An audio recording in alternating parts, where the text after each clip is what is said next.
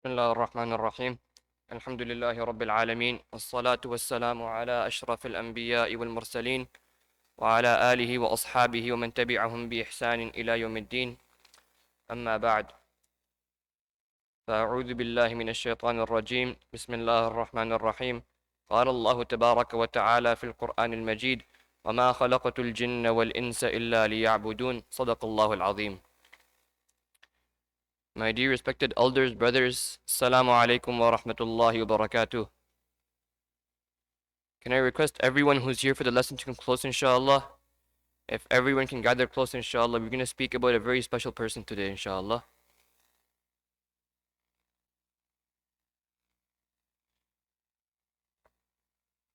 Before we begin the book, it's very important for us to discuss the life of the author of this book. And that author is a man who we know as Imām Al-Nawawī rahimahullah. This is his book, Riyādh-al-Sālihīn, The Gardens of the Pious. And he authored this book, and we're going to speak about, inshallah, his purpose and his objective behind authoring it. But before that, we want to understand the life of Al-Nawawī. Why do we do this? Why are we studying the life of this author? Number one, Islamic academia is very important. And as Muslims, we have to make sure that when we gain our knowledge, it is from an authentic and a strong source. You can't just go to any random person and ask him to teach you about Islam. So when we read this book, we want to make sure the author is someone who's very just, he's very pious, he's a strong scholar, and this is exactly what Imām Nawawī was. So we read his life to learn about him and to know what type of person he was, number one. Number two, when we read this book, or when we read his life story, we want to motivate ourselves. Because Imām Nawawī was the perfect student of knowledge. Imām Nawawī was that ideal scholar which we hardly see today. Imām Nawawī rahimahullah was that person who Imam Dhahabi says, if you see a student who works really hard and he's always studying day in, day out, and his whole life is in the path of Allah in search of knowledge, we say, look, he's Nawawī. Meaning Imām Nawawī himself has become a standard. He is that person who yudrabu bihi al-mathal. When you want to say someone is very keen on his studies and he's very eager to learn and he has the strong desire to get closer to Allah, we say, look, he's become a Nawawī. That's what this person was. So we read about his life and we motivate ourselves, and this will teach us too in our daily life, whether we are students of knowledge, whether we are not students of knowledge, but we have a keen desire to learn about Islam, whatever we may be, whoever we may be, we learn to love Allah subhanahu wa ta'ala, and throughout our life, throughout our night, throughout our day, we always remain steadfast in the worship of Allah subhanahu wa ta'ala. And when we read the life of Imām Nawawī, we will see just who this person was. Nawawī is actually an attribution. This is because Imām Nawawī was born in a village or in a town called Nawā. And this is close to Damascus, it's in Syria.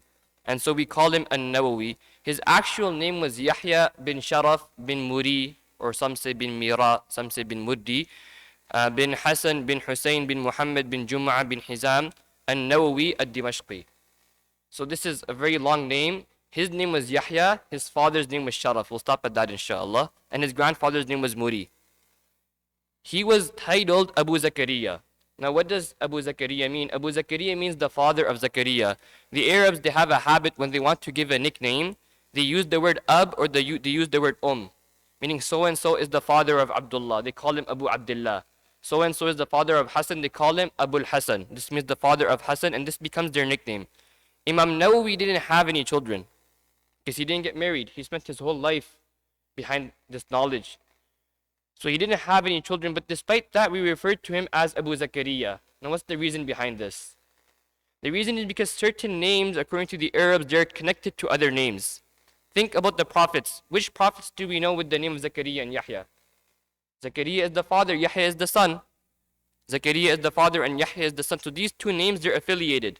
So in consideration of that affiliation, we call Imām Nawawī Abu Zakaria, even though he didn't have a son named Zakaria, but because his name is Yahya, and Zakaria is a name that's affiliated with Yahya, we call him Abu Zakaria, the father of Zakaria. Imām Nawawī rahimahullah, he was born in the year 631 after Hijrah. 631 after Hijrah. And as a child, you would see that this was a special child. He wasn't like any other child. Ibn al-Attar, who is Imām Nawawī's closest student, or one of his closest students, he narrates in a book which he wrote just about the biography of Imām Nawawī rahimahullah. He says one night Imam Nawawi, when he was 7 years old, he was asleep. And obviously he's asleep, his father is sleeping to his side, and his family is there. And in the middle of the night, he wakes up. In the middle of the night, he wakes up and he says, Dad, Father, what's this light? There's a light that surrounded the entire house. His father wakes up, he says, I can't see anything. What are you talking about? He says, no, there's a light, the entire house is covered in light. His father says, I realized that night was the 27th of Ramadan, and my son, who was only 7 at that time, he had seen the light of Laylatul Qadr, the light of the night of decree. So from a young age, he was very special. And you know, normally children at a young age, they want to play, they want to entertain themselves. Imam Nawawi was the complete opposite. Al-Marakishi, he says that one time I seen Nawawi, and he was sitting somewhere, and all these children around him, they were playing. You know, whatever that sport was, they were playing, and they were trying to force Nawawi to play with them. And they were pushing him around, they were saying, come play with us, come play with us. And Imam Nawawi, surprisingly, instead of going to play with them, he was running away. And he was crying, and he's saying, look, I'm not made for this. I'm not created for this. I have another purpose in life. He is 10 at this time. He's only 10 years old. But this child is so special that he understands his purpose in life at this young age. And he's running away from his peers and his friends who are calling him to play. Al-Marakishi, he says, look, after I saw this scene, I went to his teacher. And I told him, this boy is very special. Allah subhanahu wa ta'ala will bring a lot of good about through this boy. Treat him properly, teach him properly. And they say that they went to the father and they told the father this. And the father said from that day, he began pushing Imam Nawawi rahimahullah towards the special knowledge. Imam Nawawi rahimahullah, his father owned the shop. So sometimes instead of attending to the shop himself, his father would send Yahya, who is his son, he would send Yahya towards the shop to watch over it. But even when Imam Nawawi would be in that shop as a young child, he would always be reciting Quran. So from a very young age, he's very attached to the religion. And he truly grew up in a household of piety and a household of worship of Allah subhanahu wa ta'ala. At the age of 19, Imam Nawawi's father takes him and they travel towards Damascus. Damascus is one of the centers of knowledge. There is a lot of Islamic knowledge there. And Imam Nawawi goes and he enrolls in a madrasa called Rawahiyya. And now he enters into this madrasa. And I mentioned before that Imam Nawawi, he was the ideal student. When you read the life of Nawawi, you will be surprised just how much this person sacrificed. Imam Nawawi tells his student, when I first entered Rawahiyya, for 2 years, my side did not feel the bed. I never slept on my side or my back for 2 years. I would sleep, and when I would get tired, I would fall down on my books. And then I'd wake up again, and I'd keep studying. And I would sleep, when I would get tired, I'd fall down again. And then I'd wake up again and keep studying. For 2 years, he lived his life like this.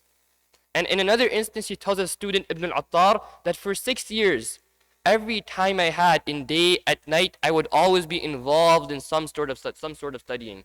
Either I'd be reading, either I'd be writing, either I'd be attending lessons, either I'd be preparing for lessons. Even in my pathway from the madrasa to home, I would always be studying. I would always have a book in my hand. For 6 years, he spent like this. So you can imagine the amount of sacrifice Imam Nawawi rahimahullah he put into studying. And this is why Allah subhanahu wa ta'ala gave him this level and this status that today every single household has a book of Nawawi. Every single Muslim in the world reads a book called Riyādh-al-Sālihīn. Many Muslims in the world. Because this was a person who was accepted in the eyes of Allah subhanahu wa ta'ala. He put in this effort, he put in this struggle to study and to learn their religion and to teach their religion. And throughout his life, from day one until the end, he was this special person whom Allah subhanahu wa ta'ala had chosen for this religion. In fact, Imam Nawawi, he tells his students,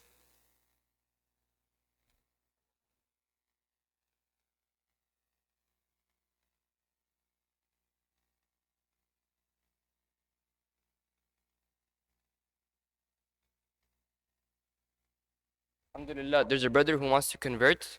So inshallah, we're going to pause the speech for a bit, inshallah, the talk. And we're going to have him take his shahada, inshallah. And then we're going to continue with the talk, inshallah.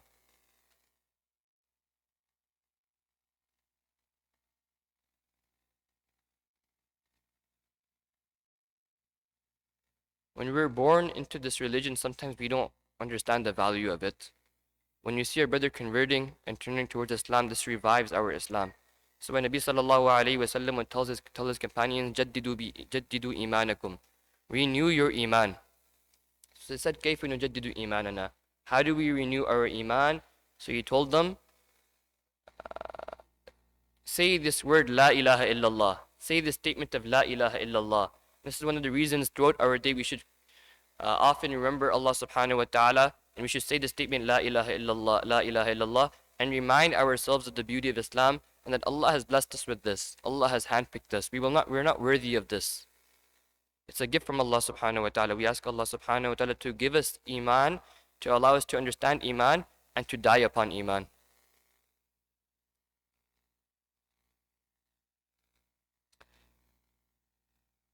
I'll just mention the story of Nawawī until the brother comes. Imam Nawawī rahimahullah, before he went to Rawahiyah, or sorry, when he was in Rawahiyah, one time he got really sick. He was extremely sick. And this was actually around the time when his father, this is before he went to Rawahiyah. He was 15 years old at the time, and as he was 15 years old, his father said, let's go for Hajj. So the family got ready and they went to travel. As soon as they left their village of Nawa, Imam Nawawī got really sick. He became extremely sick. They go, they travel, and they reach Mecca. And at that time, at the day of Arafah, after that day, Imam Nawawī began to feel better. At the day of Arafah, he began to feel better. And at that time, his father said, after this point in his life, Allah subhanahu wa ta'ala opened the gates of knowledge for him. Knowledge began pouring upon him, and he started studying and studying harder and harder. And he had one teacher, his name was Abu Ibrahim Ishaq al-Maghrabi. And this was a very dear teacher to Imam Nawawī rahimahullah. He would actually attend all of his lessons, and this teacher loved Imam Nawawī so much that when he would give durus, he'd have Imam Nawawī repeat it for the students. This is how close he was to Imam Nawawī rahimahullah. And he studied a lot by this teacher until this teacher passed away rahimahullah. And then Imam Nawawī, after that, he began studying harder and harder. And his whole day, throughout the night, he would always be studying. And this is the story of a student of knowledge. We're going to see Imam Nawawī in his life multiple times he gets sick. He gets really sick, again and again. And this sickness, it reminds me of a saying which Imam Muslim rahimahullah in his Sahih, Imam Muslim rahimahullah in his book of Hadīth, he narrates hadith after hadith after hadith. And Imam Muslim, generally speaking, he doesn't speak about these hadith. He simply mentions the hadith and goes on to the next one. He mentions the hadith and goes on to the next one. In fact, he hasn't even added chapter headings into the book. Imam Bukhari is known for his chapter headings. For instance, the chapter of Hubbur Rasuli sallallahu alayhi wa sallam min al-Iman. The love of the Prophet is from Iman. But Imam Muslim in his book, he hasn't even added chapter headings. Imam Nawawī is actually one of the people who added chapter headings into this book, the book of Imam Muslim. But despite that, there's one place in Imam Muslim's Sahih where he narrates a narration. It's not a statement of the Prophet. It's a statement of a later scholar. And he says, لا يستطاع العلم براحة الجسم. That this knowledge, one cannot achieve it until they tire themselves and they hurt themselves. This is not something simple, it's not something easy. The student of knowledge must travel. He has to leave his house. He has to go through difficulty. And then Allah subhanahu wa ta'ala, He gives him such special knowledge and such a special status which everyone in the world would want to have. But it's because of the effort they put into it. Everyone sees the outcome when the shaykh is speaking and when someone's giving a lecture. Everyone sees that outcome. But before that outcome, what happens? No one sees the struggle. No one sees the effort. And this is something which you have to keep in mind, that these great scholars we see, they didn't just come to be like this. There's a whole pathway to it. There was a whole struggle they had to go through.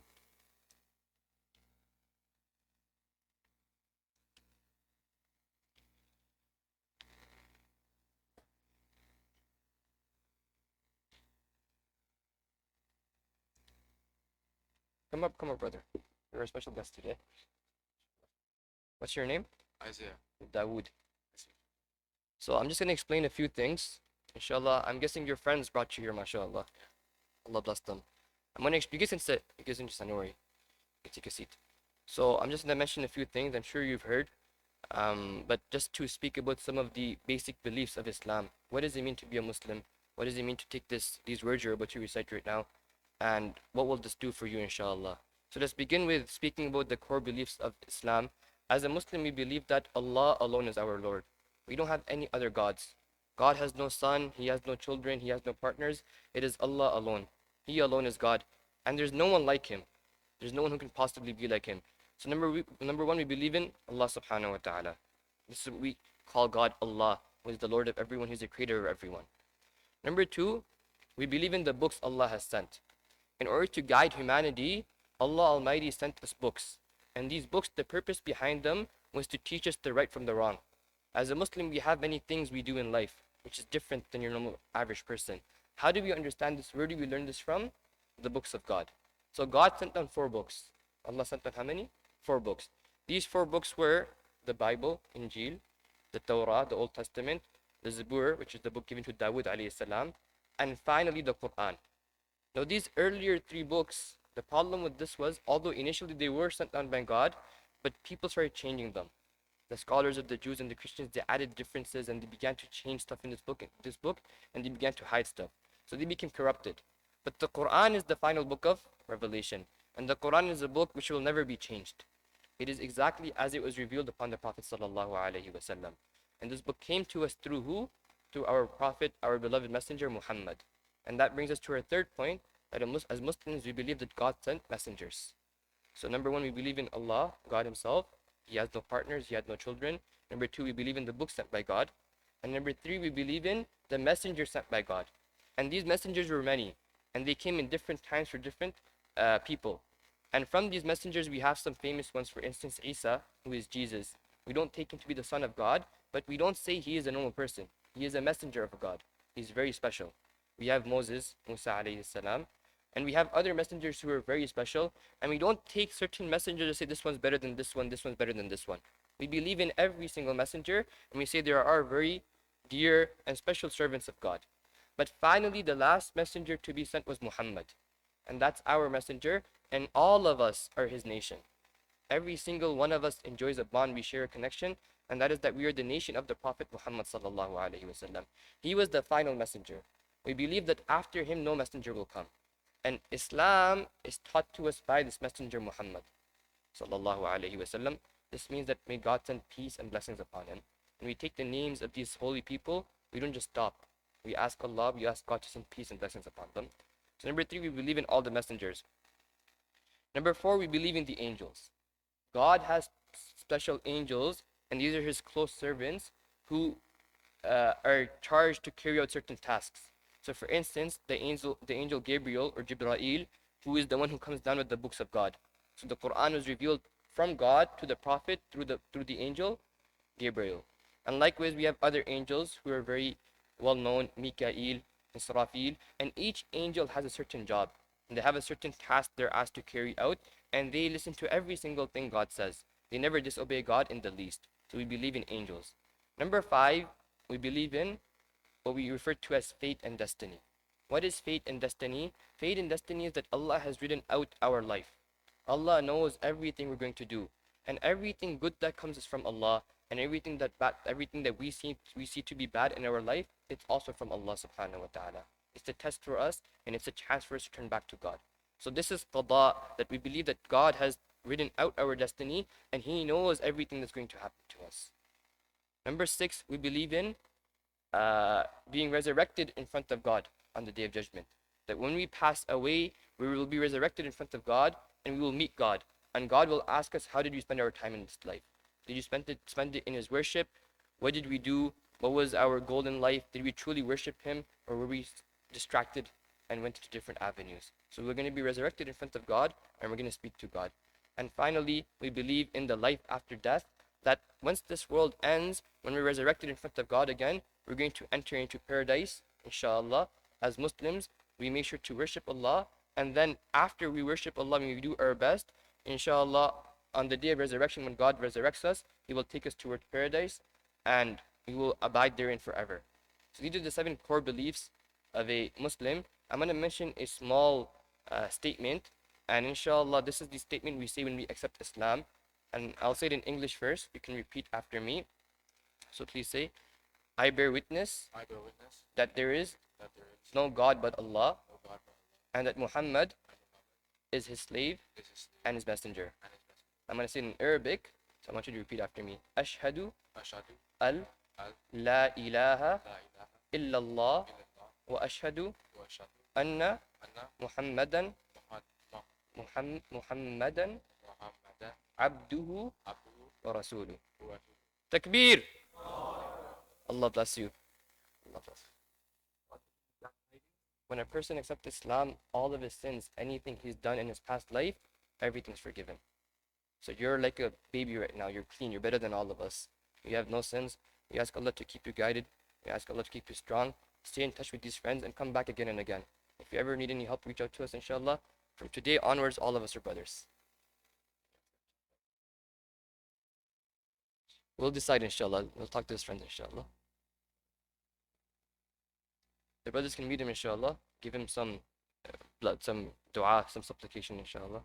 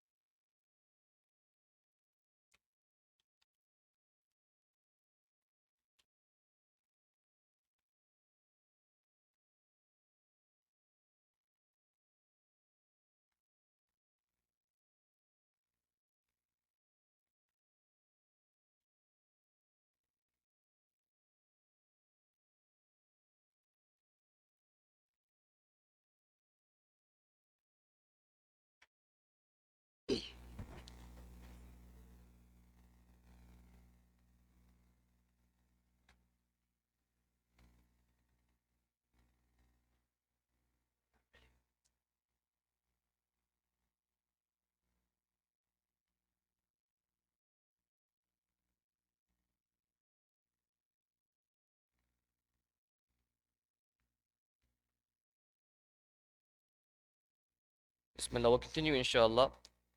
So I mentioned earlier that Imam Nawawī, believe I said at the age of 15, correct? That's a mistake. It was actually in the year 651. So it'd be around the age of 20, after he went to Rawahiyah, after his father took him to Damascus. From Damascus, they went for Hajj. And as they went for Hajj, Imam Nawawī got sick over there. He was sick as soon as they left their hometown. And he remained sick until the day of Arafah. And after that, Allah subhanahu wa ta'ala opened upon him the gates of knowledge. And this child who had put everything aside for Allah subhanahu wa ta'ala, now you start seeing he's studying day in, day out. He mentions that in one day, I would have 12 different lessons. Right? I'm just going to put this into perspective. In Islamic academia, we have different sciences. There's a science of Hadīth. There's a science of fiqh, which is Islamic jurisprudence. There's a science of usul al-fiqh, which is legal theory. Then there's Arabic. Arabic has different sciences. We have many different sciences. And to study multiple sciences in one instance is very difficult.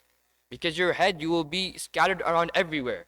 Imam Nawawī would have 12 different lessons in one day in 12 different sciences. Or around that many. And Imam Nawawī says, look, I wouldn't just come to class and hear the teacher. I would make sure to look at the lesson ahead of time. If there was any difficult word, I'd look for it. If there was anything that needed commentary, I would find the commentary. If there was anything that needed further explanation, I would find that explanation. And then I'd come to class. Now you can imagine how his life must be. 12 lessons is 12 hours of your day gone. And to prepare for all of this beforehand and to come and explain it to your teacher, that's another 12 hours. So where did he get this time from? He says, Allah subhanahu wa ta'ala blessed me in my time. Allah blessed me with my time, and He made ways for me that in this short amount of time, I was able to cover so much. And this is one of the signs of the people of Allah, that Allah subhanahu wa ta'ala takes their time and He expands it for them. So in very less time, they're able to cover a lot. And this is because of the sincerity and the love Imam Nawawī had for this knowledge. Imam Nawawī rahimahullah, he goes on, and after he comes back from Hajj, he continues to study until he becomes a teacher at Darul Hadith al-Ashrafiyya, which is another institute. He went and he taught at this institute, and he was very loved. And everything he did, every book he wrote, subhanAllah, it was very accepted. I mentioned earlier we have different sciences, correct? In each science, oftentimes you have one book, which is what we call the mu'tamad. This means it's the go-to. If I want to study hadith, there's a certain book I look at. If I want to study fiqh, there's a certain book I look at. Almost every single book Imam Nawawī wrote became accepted. So in every science he wrote in, the first book you look at is Imam Nawawī's book. So for instance, we have this book, Riyādh-al-Sālihīn. And this is a book where he gathers a hadith which melt the heart, they soften the heart. And this is a book which is read across the globe. In fiqh, we have Al-Majmu', which is his commentary on Al-Muhadhab, which is a Shafi'i book. Imam Nawawī rahimahullah was Shafi'i in madhab. And this is a book unlike any other. He gathers the proofs of all the four madahib, and he engages with them, and he discusses them, and then in the end he brings his personal opinion, and he shows which is the stronger of all the proofs. And Imam Nawawī rahimahullah, he wasn't able to complete this book, but still in an uncompleted form, it's in about 13 volumes or so. It's very big, right? Likewise in fiqh, he wrote Minhaj al-Abidin, Minhaj al-Talibin, and Rawdat al-Talibin, again in Shafi'i fiqh. And Imam Nawawī holds a very high level in Shafi'i fiqh. In Shafi'i fiqh, there are two scholars if they agree upon something. And after a Shafi'i, there are two scholars, if they agree upon something, that becomes the madhab. That's the correct view of the madhab. Those scholars are An-Nawawī, and can anyone tell me the other scholar? Al-Rafi'i. If these two scholars agree upon any view in the Shafi'i madhab, they say that's the correct opinion of the Shafi'i madhab. And then when it came to Hadith, aside from Riyādh-al-Sālihīn, this is a very small book, he also wrote a commentary on the Sahih of Imam Muslim rahimahullah. I mentioned earlier that Imam Muslim, his book is simply a hadith after hadith after hadith. He doesn't really mention chapter headings. Imam Nawawī was one of the scholars who came and added chapter headings to this book. So when we read Sahih Muslim right now, when you read the translation and you see chapter headings, the chapter of so-and-so, the chapter of so-and-so, these are added by who? By Imam Al-Nawawī rahimahullah. And before him, there were also some who added these chapter headings, but Imam Nawawī's chapter headings are the ones that are prevalent now. Likewise, when it comes to the Quran, he's written At-Tibyan fi Adabi Jumlat al-Quran. This is a small book, very small, and it's been translated into English, and he speaks about the etiquettes of the students of the Quran. And he speaks to everyone that when you recite the Quran, what are the etiquettes one should have, what are these things that one needs to keep in mind, and it's a very small book, but it's very accepted. Likewise, I mentioned earlier, he wrote a book called Al-Majmu', which is a fiqh book, correct? It's a commentary of Al-Muhaddab, but in the beginning of this book, Imam Nawawī doesn't go straight into fiqh. Before he goes into fiqh, he speaks about the adab, the etiquette of a student of knowledge. He speaks about the etiquette of a student of knowledge and the etiquette of teachers and how one should conduct himself. And this is a very special book. It's his muqaddimah, it's his introduction to his own book, Al-Majmu', and it's something which is prevalent amongst the scholars, and many scholars and many students read this book. So almost every single thing Imam Nawawī wrote became very special. And almost every single thing Imam Al-Nawawī did became very special. One of these scholars around his time, Ibn Attar, mentions that a scholar once mentioned to me that Imam Nawawī has three qualities. And in these three qualities, he's reached the pinnacle. Had anyone had one of these qualities, it would be enough for others to travel to him. What are these three qualities? Number one, Imam Nawawī rahimahullah, he studied, he is academic, and he stands by his knowledge. He is very learned. He has read a lot, he teaches, he's always involved in some form of scholarship. Number two, Imam Nawawī rahimahullah is a zahid. He's an ascetic. He stays away from matters of this world. And when we look into the life of Nawawī, we see that this person was completely detached from this world. He had nothing to do with the world. And he was so pious, They mention about him that he was living in Damascus, correct? But he would never eat from the fruits of the gardens of Damascus. So one time someone asked him, why don't you do this? He says, look, most of the gardens we have over here, they're awqaf. What does awqaf mean? We had a tradition, and we still do in Islam, where a public property is taken, or a property is taken and it's been given up for the sake of public usage. This property is for every single person to use. What happened in Damascus was there were many properties like this. But unfortunately, over a period of some time, what ended up happening was people started claiming their own name on these properties. So it was actually for public usage, but then it became private property.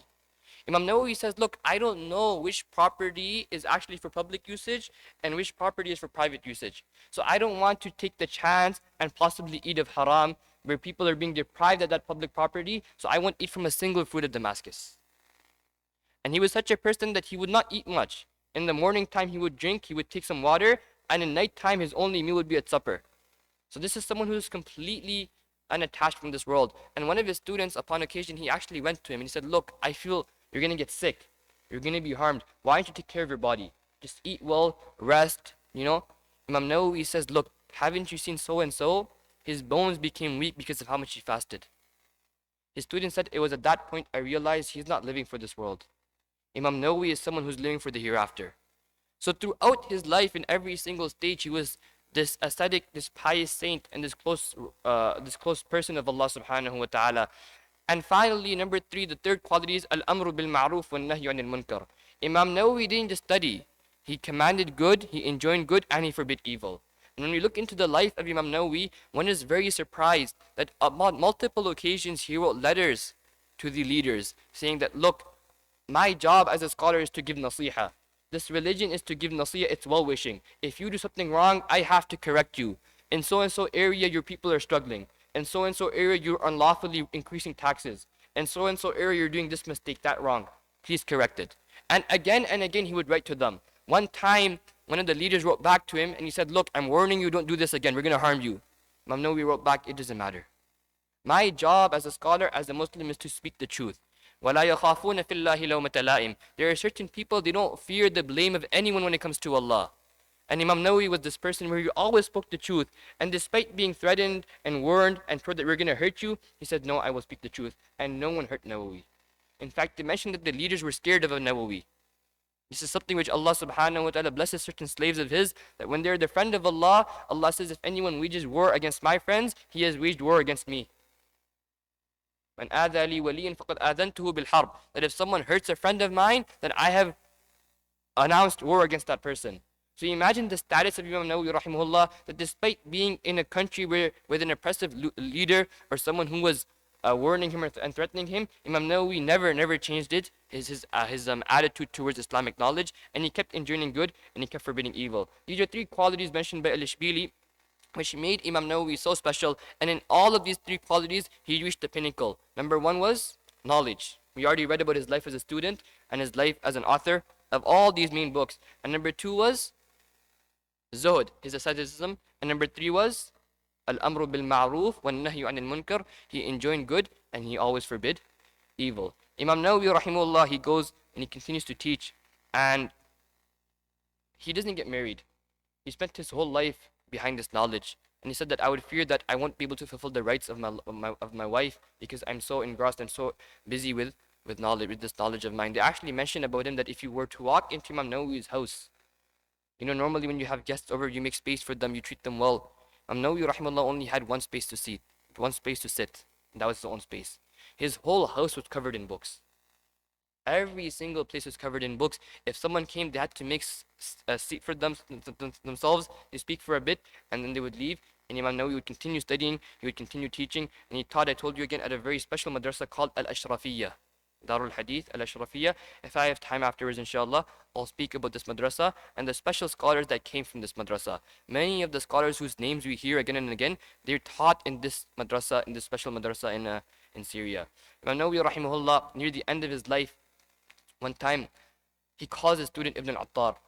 Again, Ibn al-Attar is a very close student of Nawawī. And he says, I've been permitted to travel. I've been permitted to travel. So his student says, what are you talking about? He says, look, I was asleep at night and I seen a person came and he came into this madrasa of ours, and he was actually, like he was floating, he was in the air. And he came from the left of the madrasa to the right of the madrasa, and then he said to me that, oh, Nawawī, travel towards Al-Baytul Maqdis, towards Palestine. So Imam Nawawī says, I've been permitted to travel, and his student thought he's speaking about your general normal travel, correct? He's just going to travel to Al-Masjid Al-Aqsa, and then he'll come back. He says, Imam Nawawī told me, let's go meet all our friends, the scholars who have passed away, let's go to their graves, let's go and ask Allah to forgive them and ask Allah subhanahu wa ta'ala to have mercy upon them. Let me go meet my teachers. They met everyone. And then they travel towards Baytul Maqdis. They go towards Al-Baytul Maqdis, and then after that, Imam Nawawī rahimahullah, he comes back towards Nawa. And when he comes back towards Nawa, he gets very sick. And his student had already returned home to Damascus at this time. But when he heard Imam Nawawī rahimahullah was very sick, he returns back to Nawa to meet him. And Imam Nawawī became very happy with him. And he said, look, you can go home. I'll be fine, inshallah. Imam Nawawī is very sick. And before long, the student returns home and he hears the news that Imam Nawawī rahimahullah has passed away. And that's when he realized that when Imam Nawawī said, I've been permitted to travel, he wasn't talking about just a trip to Al-Baytul Maqdis. He was speaking about the eternal travel.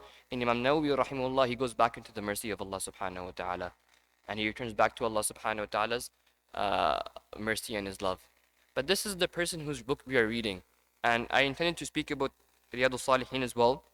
And inshallah we'll save this for next week. I just want to mention before this, just to understand who Imam Nawawi was, the Arabs, when someone would pass away, they would write a lot of poetry in love of them.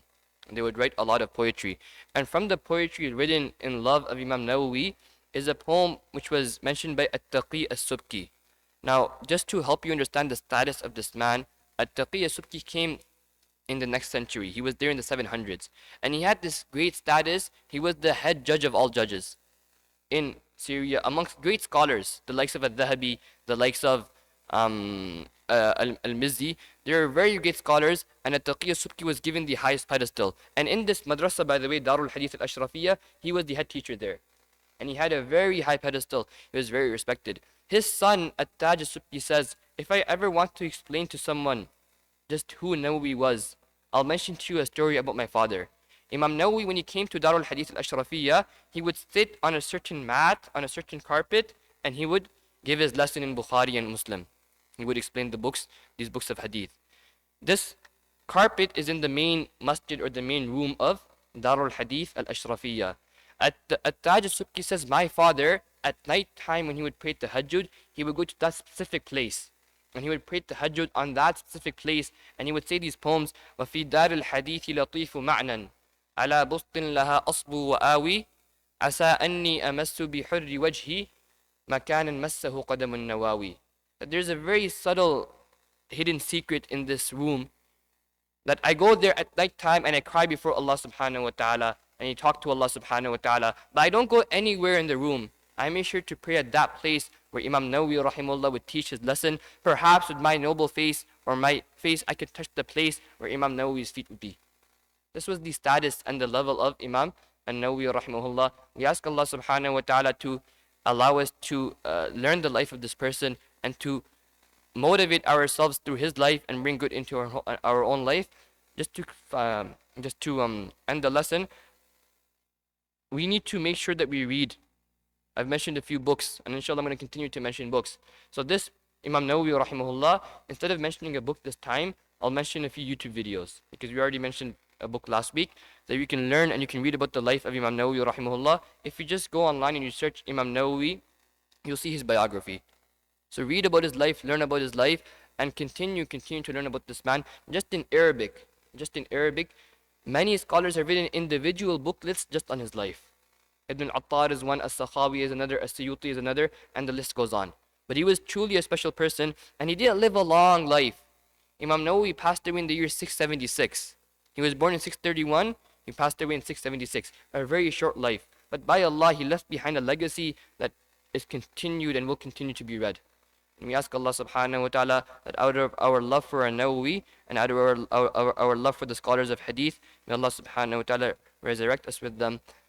وآخر دعوانا الحمد لله رب العالمين.